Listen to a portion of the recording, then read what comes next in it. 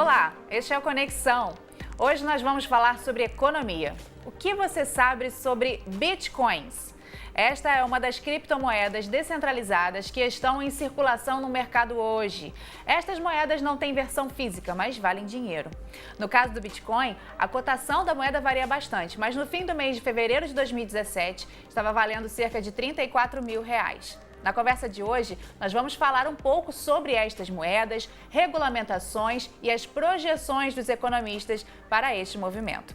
Vamos contar com a ajuda do Gabriel Aleixo, que é pesquisador do Instituto de Tecnologia e Sociedade do Rio, e com o professor Gilberto Braga, que é professor de Finanças do IBMEC Rio. Meninas, muito obrigada pela participação de vocês. Hoje nós temos 25 minutos para conversar sobre Bitcoin, sobre criptomoedas. E assim, quando a gente entra na internet e colocamos lá o que é Bitcoin, é tanta informação que chega que a gente tem que realmente parar e estudar, porque parece que é um universo totalmente separado, assim, paralelo, mas que parece que vai influenciar muito, né? Vamos começar então com o Gabriel. Gabriel, o que é Bitcoin, rapaz? Nos explique. Karen, muito obrigado pelo convite. Parabéns ao Futura por pautar esse tema de tão grande relevância.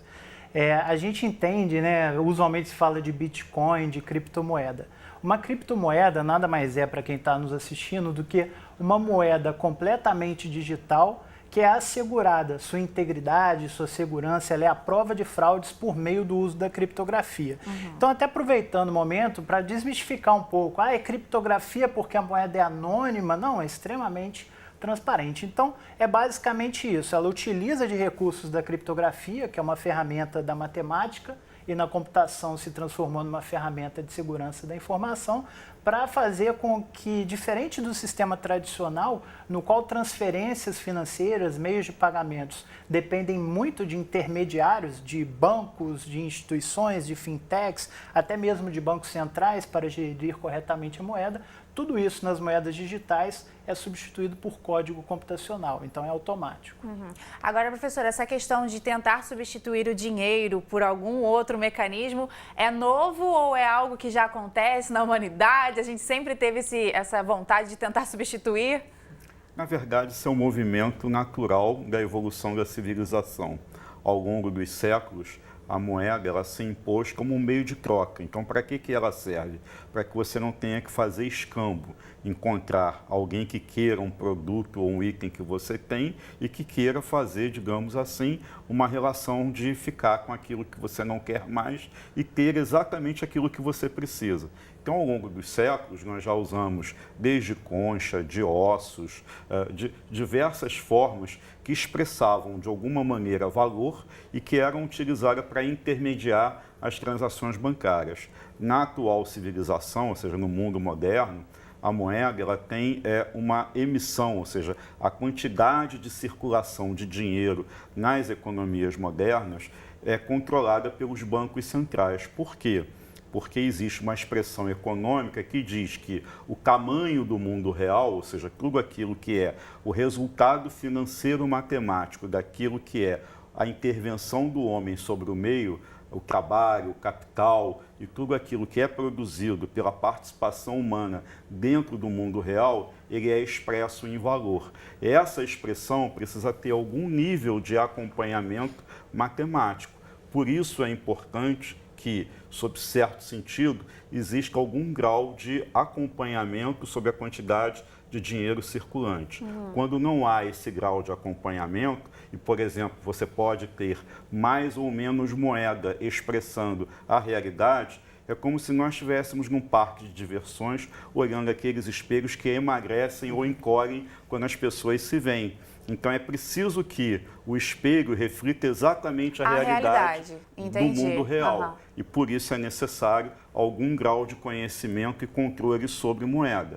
Daí vem sempre a discussão sobre as criptomoedas. Ou seja, a facilidade tecnológica como o Gustavo está colocando, ela é inexorável, ou seja, essa troca ela ocorre naturalmente, ela é bem-vinda, ela facilita, mas ainda há sérias questões macroeconômicas que precisam ser discutidas. E é muito, muito novo se a gente for parar para pensar, né? Antes da gente continuar aqui, porque eu quero falar sobre um outro nome que é diferente, que é o blockchain, eu queria só consertar, porque na abertura eu falei que em fevereiro de 2017 estava valendo 34 mil. Só que eu estava me referindo a fevereiro de 2018, eu que me confundi, então me desculpe, tá? Agora em fevereiro de 2018 ela está valendo cerca de 34 mil reais, mas varia bastante, esses valores vão mudando, então foi a referência e eu errei no início. Cara, é super comum isso, porque o preço tem, a gente tem observado uma volatilidade bem grande. Muito grande, né? É, como a gente fala aí da blockchain, que você acho que vai me questionar. Explica pra gente o que é a blockchain. A tecnologia por trás do Bitcoin se chama blockchain. Ela tem se firmado cada vez mais do ponto de vista técnico, enquanto concordo integralmente com o professor que os aspectos econômicos às vezes tem muita coisa ainda para a gente descobrir, ver onde vai chegar. O professor passou por diversos casos passados, mas a gente nunca sabe exatamente como é um dinheiro cuja oferta é totalmente um meio de pagamento, uma reserva de valor, cujo funcionamento se dá de forma automática, né? Onde está o fator humano para associar, por exemplo, um nível de inflação que seja pertinente com o produto de um país. Você acredita que dessa forma a gente se torna um pouco mais... Fica um pouco mais transparente tudo quando é criptomoeda? Absolutamente sim. Né? A gente não pode, como eu falei, tudo é definido no funcionamento de criptomoedas com base no que eu chamo de quase como uma cláusula pétrea. É algo muito difícil de você mudar uma vez que esteja estabelecido.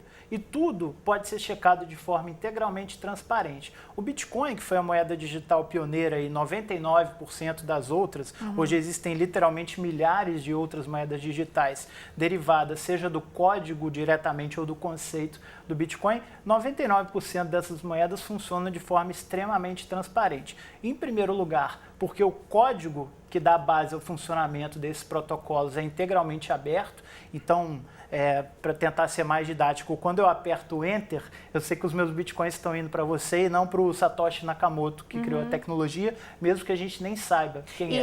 E essa transferência fica no blockchain? No blockchain.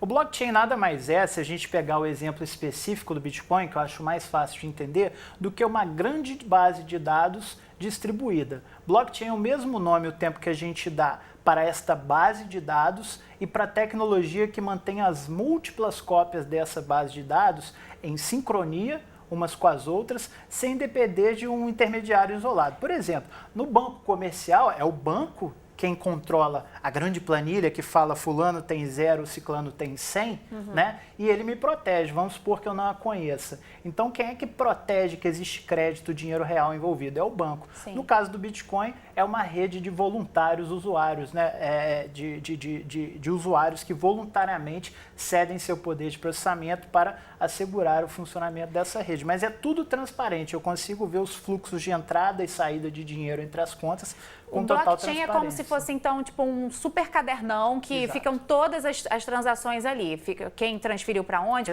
que foi, desde o início da criação do Bitcoin. Exatamente. E existem todas as transações estão ali, a gente consegue ver todas. O nome blockchain vem, se a gente for traduzir literalmente, de cadeia de blocos. Essa expressão pode não parecer muito óbvia, mas os blocos nada mais são do que como se fossem páginas de um livro contábil. Sim. Do mesmo jeito que a contabilidade de uma empresa pública vai crescendo periodicamente, todos os meses, por exemplo, a gente vai adicionando novas páginas, a blockchain nada mais é do que um grande livro contábil ao qual estão sendo periodicamente adicionados novos blocos, novas informações. Afinal de contas, imagina lá um grande Excel, uma grande planilha falando quanto dinheiro cada pessoa tem. À medida que novas transações chegam, elas precisam ser adicionadas. Um Bitcoin a cada 10 minutos, em média. Agora, professor, essas moedas, atualmente, elas interferem no mercado financeiro?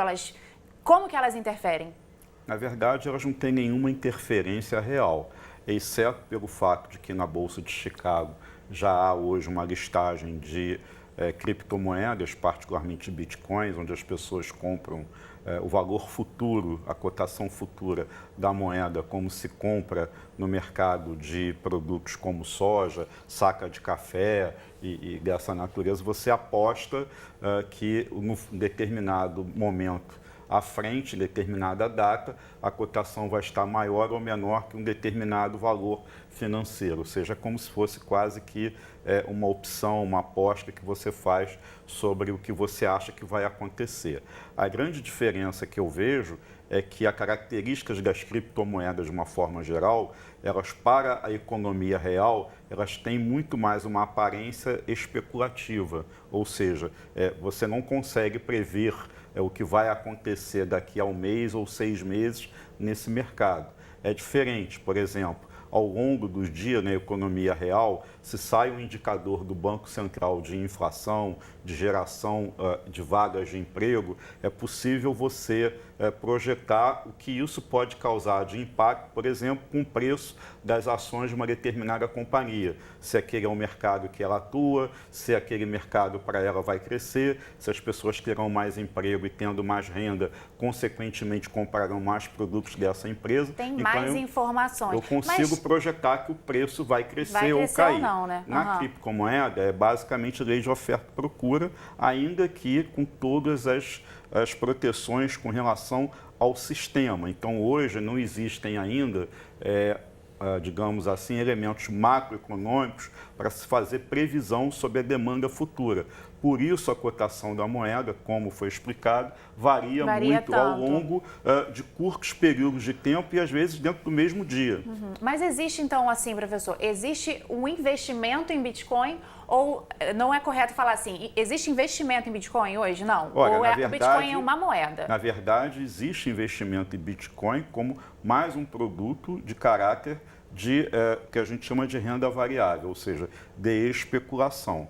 O Bitcoin ele saiu, digamos assim, do mundo específico da tecnologia e ganhou uma visibilidade para o grande público, apesar de já existir há muitos anos, a partir do momento em que os hackers começaram a utilizar os chamados piratas da internet, pagamentos e Bitcoin como forma de resgate sobre dados que estavam sendo capturados em computadores de grandes organizações. Isso fez despertar o interesse daquelas pessoas que não eram iniciadas no mundo digital para o Bitcoin. E passou na cabeça de muitas pessoas ser mais uma alternativa de investimento financeiro. Mas não é um investimento, por exemplo, que você capitaliza uma empresa, que você coloca dinheiro para fomentar a geração de novas vagas de trabalho. Ele é meramente financeiro, embora tenha um grau relativo de segurança, não obstante vários bancos centrais fazerem alertas em sentido contrário de que ele pode representar uma bolha. Sim. Há uma questão tecnológica que traz,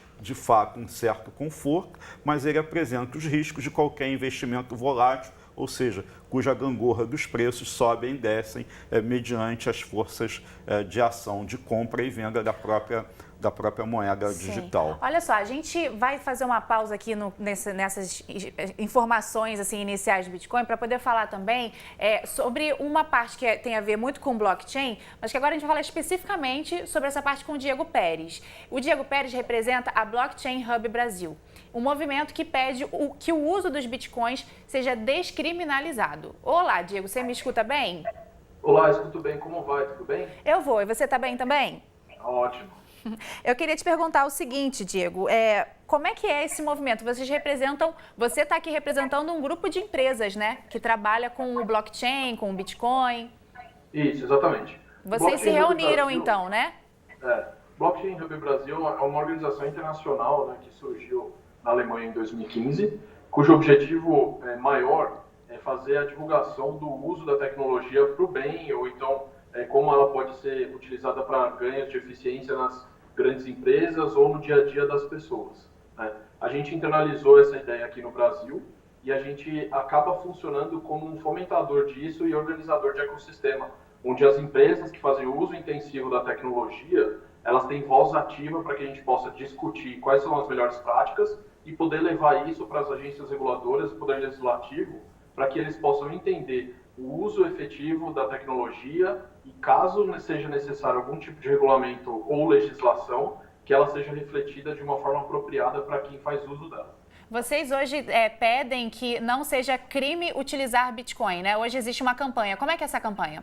Isso, exatamente. Essa campanha surgiu com base num projeto de lei que está em tramitação em Brasília, que busca regulamentar a atividade do uso de criptomoedas nos mercados financeiros e de capitais. Tá?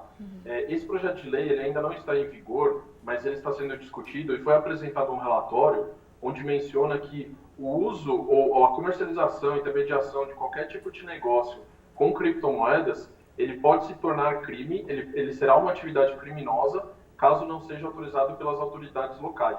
Tá? Então, buscando uma regulamentação, eles pensaram em atribuir à atividade criminosa o uso sem autorização. No entanto, a gente imagina que esse não é o melhor caminho, porque o uso das criptomoedas ele não deve ser criminalizado, ele deve ser livre. O que deve ser regulamentado é a atividade comercial em si, sem mencionar a questão criminosa, né? Mas sim quais são os limites, o que deve ser aceito ou não como melhores práticas, como você melhor identifica os usuários que fazem o uso dessa atividade para coibir mal intencionados. Vocês defendem, então, uma regulação, não uma criminalização, é isso? Exatamente. A gente busca uma regulamentação positiva, tá? Para que ela traga cenários favoráveis para a utilização e o crescimento, né, desse tipo de negócio no Brasil, o uso das criptomoedas para fomentar aí a atividade econômica ou para giro comercial e dentre outras atividades, mas não criminalizar. A partir do momento que você atribui o crime à utilização das criptomoedas no Brasil, você afugenta investimento ou desenvolvimento tecnológico dos empreendedores nacionais. Só uma pausa. O professor tem alguma questão? Eu acho que vale a pena a gente mencionar que o Diego comentou que não está em vigor. Na verdade, não foi aprovado. Está em discussão. O que houve foi um parecer nesse sentido. Então, o parecer da comissão que examinou o projeto foi no sentido da criminalização. Então, na verdade, para dizer que não está em vigor, não é tecnicamente correto, porque ele já precisaria estar aprovado pelo Congresso, esperando apenas a sanção. Na prática, isso ainda vai ser discutido. Ele está passando nas comissões temáticas e a comissão que o examinou é que deu o parecer contrário. Tá ótimo. Diego, vocês acreditam que se houver, depois desse debate, se isso não for criminalizado, quais benefícios que a sociedade receberia a partir da não criminalização ou então da regulação das criptomoedas? Tá. Os benefícios são inúmeros, tá?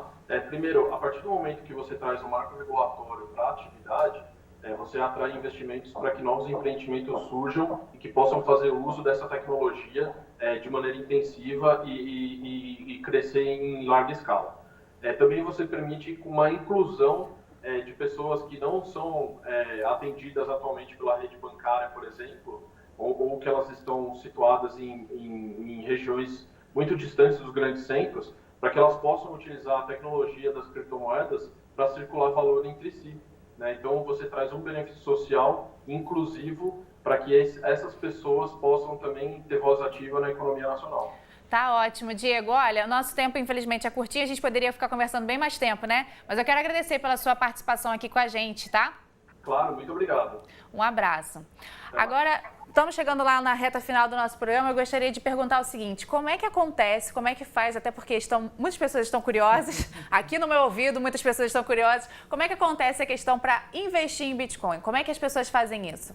Então, o investimento em Bitcoin ele se dá através da seguinte forma, eu diria. Existem 3 formas a partir das quais você consegue obter o Bitcoin ou qualquer outra moeda digital. Porque, afinal, se trata de uma moeda digital, uma espécie de meio de pagamento. Então, você pode obter através da troca de serviços ou produtos. É muito comum hoje moedas digitais, claro, principalmente a de maior volume, que é o Bitcoin, ser utilizado por uma pessoa que trabalha fora, faz freelance para fora do Brasil, designers, programadores e afins. A gente pode receber Bitcoins também pela famosa mineração, do que nada mais é do que ligar computadores à rede e doar processamento numa ferramenta que ajuda assegurar o funcionamento adequado. Eu não recomendo que as pessoas façam isso porque hoje se tornou extremamente especializado. É isso que eu ia falar, né? Você tem que ter um supercomputador, você tem que se dedicar para ser minerador, né? Não é uma coisa para todo mundo, né? Você precisa de energia, de hardware especializados muito baratos. Então, hoje, a mineração se concentra em países como a China, como a Islândia, curiosamente, Canadá, que são países frios, em que o custo de resfriamento dessas máquinas é baixo. Hoje, 99% das máquinas, como a gente fala, que estão minerando bitcoins, não são computadores domésticos, são máquinas estritamente focadas em desempenhar aquela função, desempenham maravilhosamente bem a essa função de fazer os cálculos matemáticos relacionados à segurança da rede, mas são muito ruins para as outras atividades. Só queria fazer um parênteses, porque quando você fala assim, minerar, não está tão na nossa boca, né? Quando ele fala minerar, é criar novos bitcoins, né? Isso que a gente está falando, né? Como no debate, na conversa aqui com o professor fica evidenciado, a gente ainda não sabe o que é o Bitcoin. O Bitcoin é uma coisa para cada pessoa. Parece muito como uma reserva de valor, como quem compra como forma de poupança. Pessoas que compraram Bitcoin a $100 hoje vale 10 mil. Assim como tem gente que comprou a 20 mil e hoje vale 10 mil. Por isso é necessário cautela nesse tipo de investimento e quem quer levar isso mais a sério, até a busca por profissionais. Hoje mesmo no Brasil existem empresas especializadas em aconselhamento financeiro e proteção patrimonial nesse sentido. Eu acho que eu queria encerrar justamente assim, rapidamente, a gente está com um pouquinho de tempo, mas se você quer investir, você precisa buscar informação, né? Porque existe o risco de se investir em algo que é novo e é algo que, assim, não se tem tantas informações, né? É preciso buscar informações, né, professor? Eu acho que a moeda digital, ela é uma realidade, veio para ficar.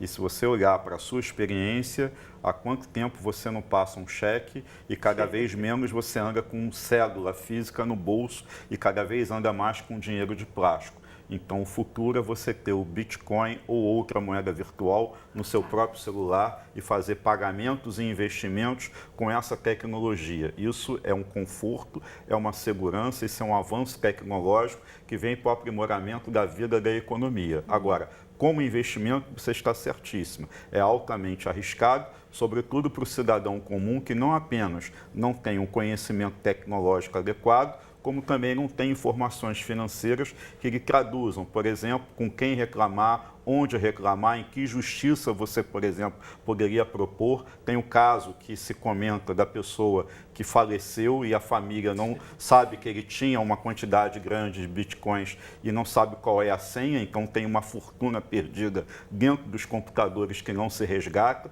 Então essas questões de segurança e garantia ainda são hoje uma incógnita, são dúvidas e que devem passar sempre pela ponderação de quem pensa em investir nesse tipo de mercado. Ele pode ser altamente lucrativo ou prejudicial. Agora, a questão do investimento, a questão do investimento passa muito pela informação, né?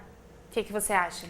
Definitivamente. Eu, inclusive, eu comecei cerca de 6 meses atrás um canal exclusivo de conteúdo, Infochain, porque existe uma demanda enorme do mercado. Muita gente curiosa, As pessoas querem investir sabendo o que estão fazendo e curiosos. E só queria deixar um último olhar de entusiasmo. Hoje a gente não paga o cafezinho com Bitcoin, mas a tecnologia está dando passos largos para que isso seja possível. Então, eu não me espantaria daqui a 1 ano e meio, 2 anos, a gente conseguir pagar com a tecnologia do Bitcoin, com a moeda Bitcoin, coisas ordinárias, coisas do cotidiano comum. Alguns serviços e algumas coisas que a gente... Perfeito, do dia a dia. Do dia a dia. Vamos ver então os sites? A gente consegue mostrar o site do pessoal do ITS, para você que quiser mais informações. O Gabriel está representando aqui o ITS, o site do ITS está aqui na tela para você que quiser. É itsi.rio.org. Isso, tem bastante informação e cursos sobre blockchain, Bitcoin e afins. Tá curso de graça?